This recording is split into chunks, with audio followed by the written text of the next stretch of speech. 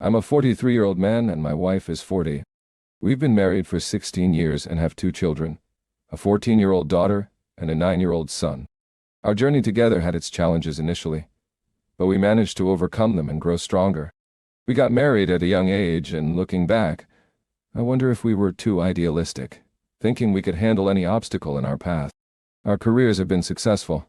My wife is a manager at a major advertising company, a position she's held for 3 years, and I've been in engineering for 7 years.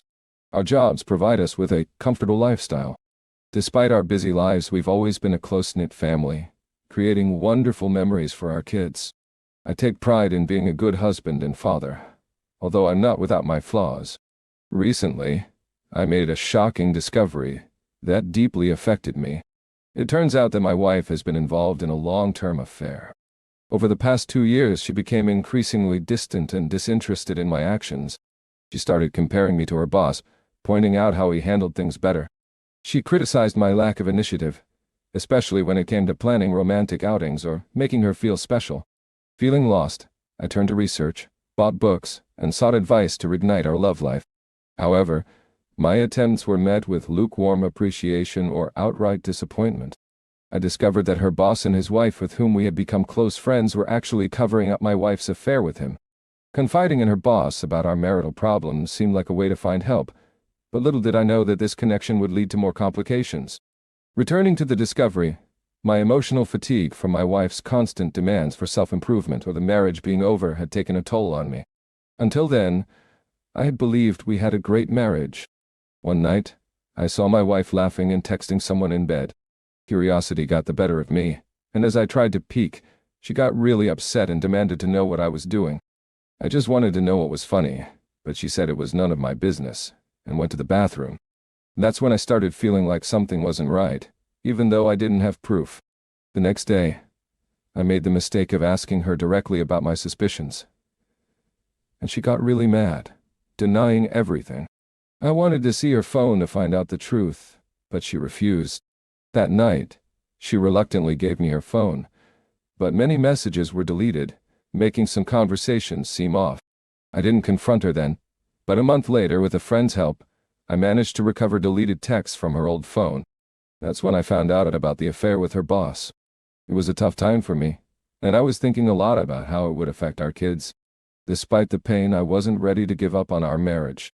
3 days later, I got a book called How to Help Your Spouse Heal from an Affair in the hope that it would make her realize and end the affair. I really wanted to save our marriage. I had planned to talk to her that Saturday, but she said there was an emergency at work, and I shouldn't wait up. I called her workplace and found out they weren't even open on Saturdays. When she finally came home at 2 a.m. and on Sunday, I asked her why she was so late. She avoided the question, reminding me that she had told me not to wait for her. I had reached my limit. I didn't give her the book I bought, and it was tough for me. She didn't seem to care about my feelings.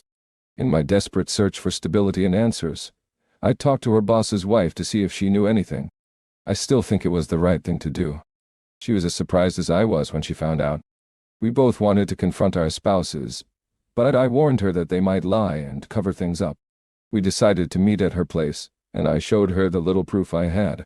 She wanted more evidence, so we agreed to gather more from our sides and compare notes. I started checking on my wife more, and she did the same with her husband. Surprisingly, it was easy for her to find undeniable proof. Her husband hadn't even bothered to delete texts on his phone between him and my wife. The bits of text I found earlier finally made sense, and we had a complete picture of their 2-year affair. We were both really angry, and revenge crossed our minds, but we decided not to stoop to their level. Around the same time, we both prepared divorce papers and were determined to end our marriages. Our spouses didn't know that we knew about their affair, and we continued to act normal. By the time we had everything legally set, they were at it again. With the boss's wife's help, we knew exactly where and how to serve them with the divorce papers. We even knew which hotel they booked for their weekend together. I went to the hotel with the sheriff, feeling nervous in the lobby while he took care of things. My wife came down from her room, wearing a bathrobe and looking panicked. She demanded to know why I was there.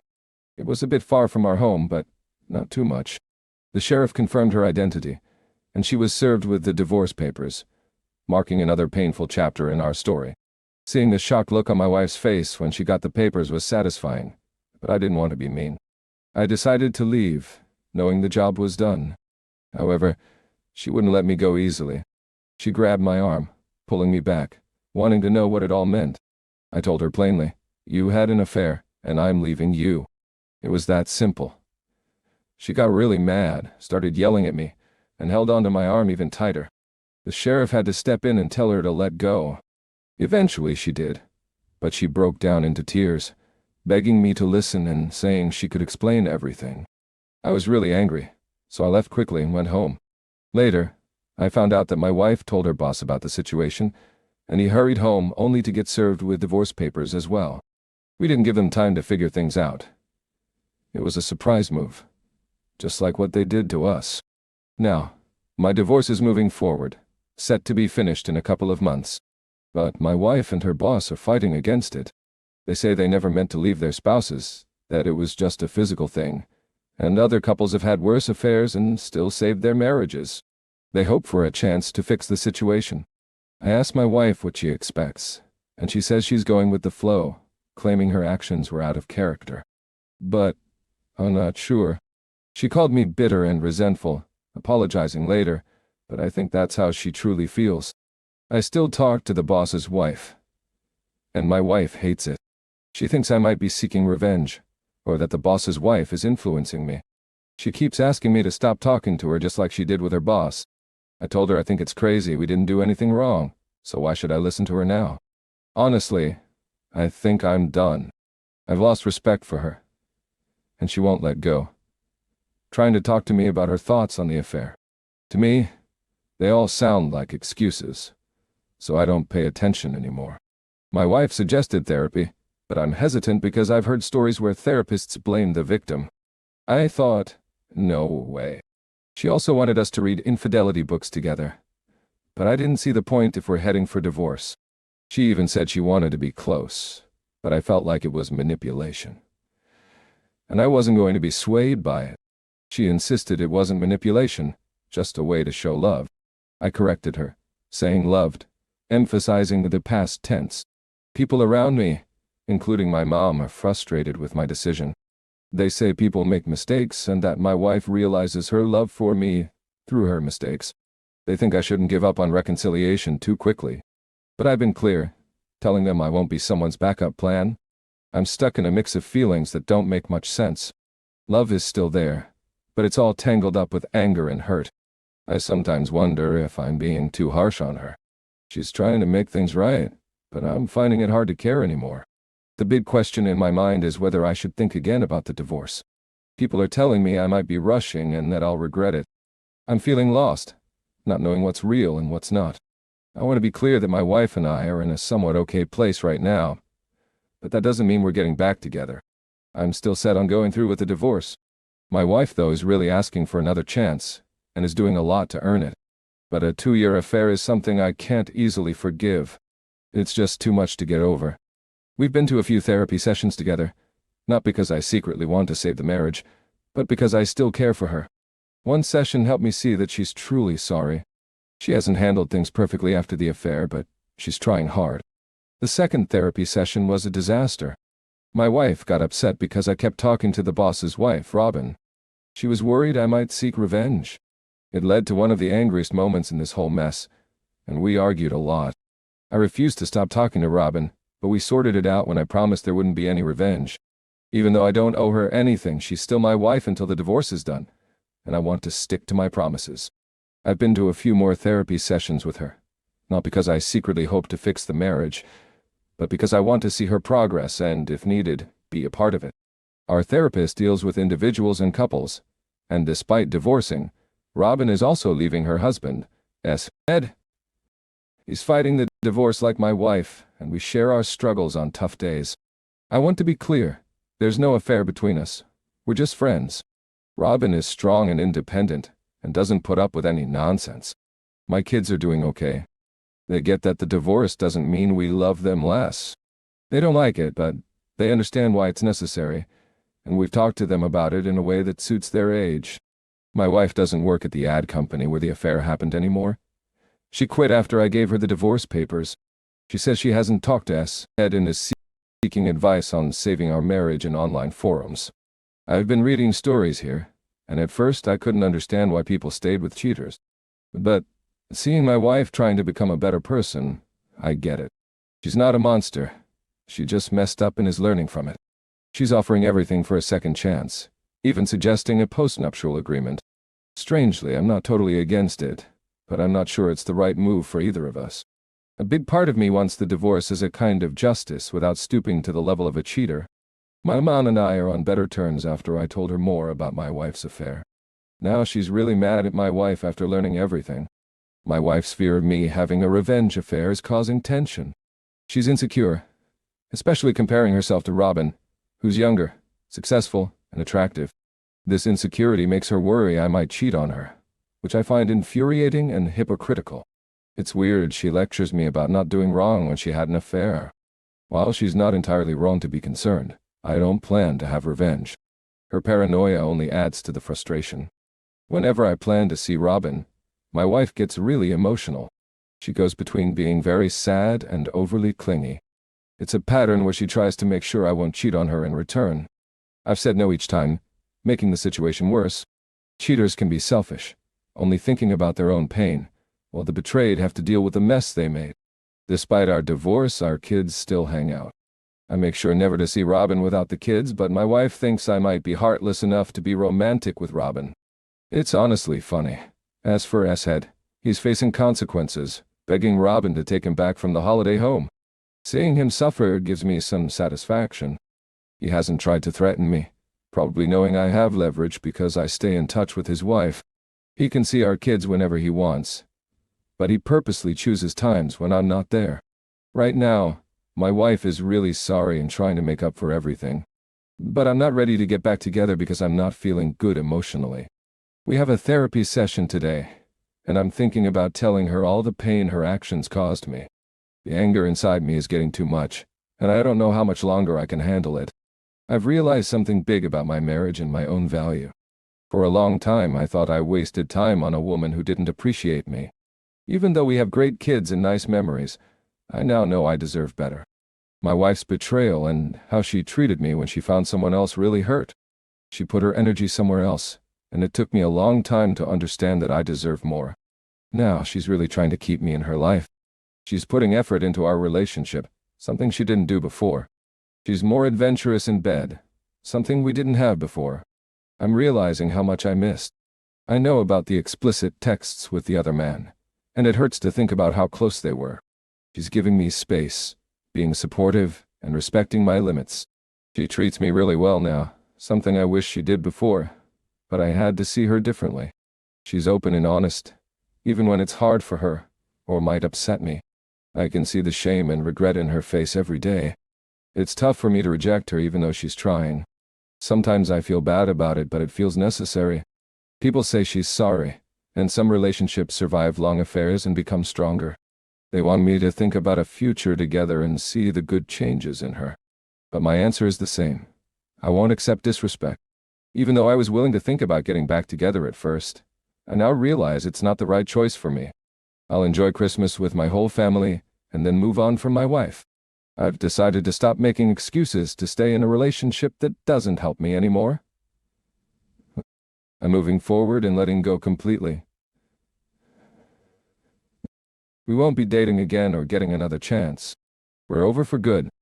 I want my wife to be happy, but I've realized it won't happen with me. Today, I called Robin and invited her to dinner after the holidays to thank her for supporting me during tough times.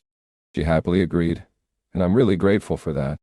Our friendship has been crucial for me during this difficult time, and I just want to show my appreciation. I want to be clear, this dinner invite isn't some big plan or secret motive.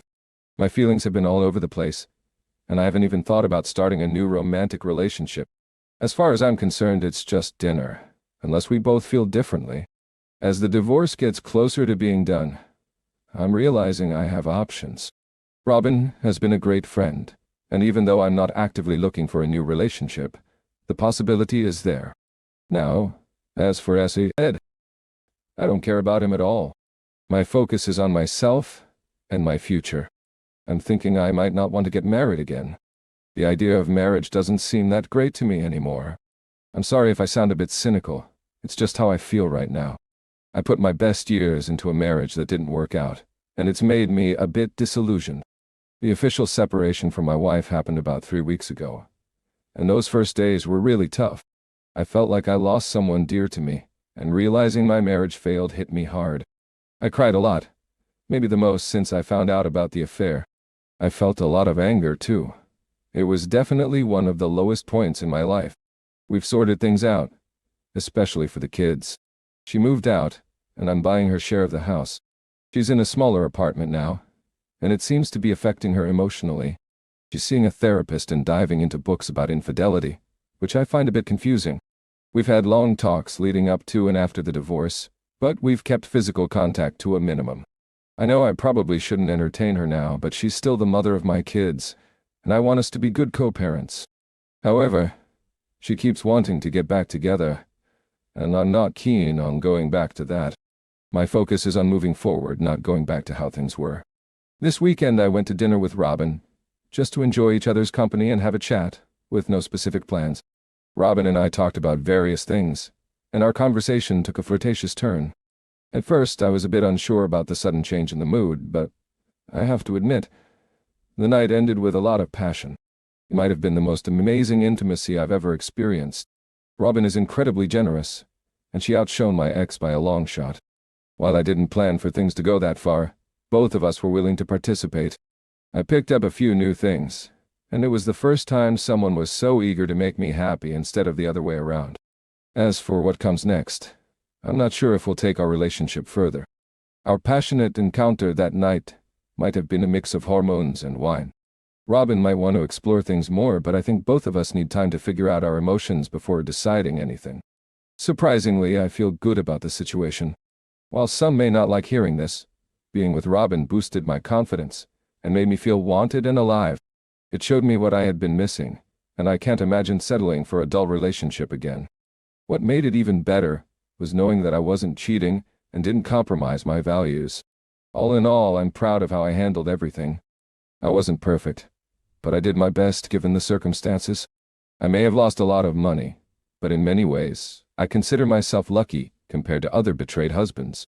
I'm still in counseling, and things with Robin are going well.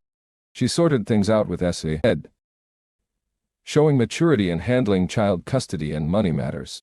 We're dealing with some issues between the kids through therapy to help them adjust. Their well-being is our top priority, even if not everyone agrees with how we're doing things. My daughter, my ex, and Ed don't get along, and tensions rise when they're together. My ex still hopes for a second chance and seems upset that Robin is in the picture, affecting my judgment. It's confusing how my ex's behavior changed after I moved on, and I'm genuinely worried about her actions. She tried something at a 4th of July party, and while I stopped it, it wasn't strong enough. I didn't expect my ex to be so persistent, and it's clear she wants to come back into my life. Robin is getting tired of dealing with my ex's behavior too. It's important to note that my ex holds a deep dislike for Robin. I treated my ex better than anyone else in my life, but she treated me poorly. It's kind of confusing that my ex is trying to get my attention now that I've moved on. I'm not sure if I should be mad about it, but at least I can say that I've found happiness and closure. There are still a few things to work out, like getting my daughter to accept my new relationship. But overall, I'm free from my ex and happy with Robin. Talking about my ex and Ed, it's a bit funny that they're blaming each other when they should be looking at themselves. They chose to cheat and carry this weight, so it's on them. In summary, this journey has had a lot of unexpected twists and turns, heartbreak and newfound hope. I've learned that life can be really complicated, and people's actions don't always make sense. Through it all, I've decided to focus on my own well-being and happiness, and I'm starting to see the light at the end of the tunnel. As I move forward with Robin by my side, I appreciate the lessons learned, the strength gained, and the love that has come back into my life. The future is uncertain, but I'm ready to embrace it with an open heart and hope for better days ahead. If you've stuck with me this far, please consider subscribing to our channel. It helps and encourages us to keep going with our work.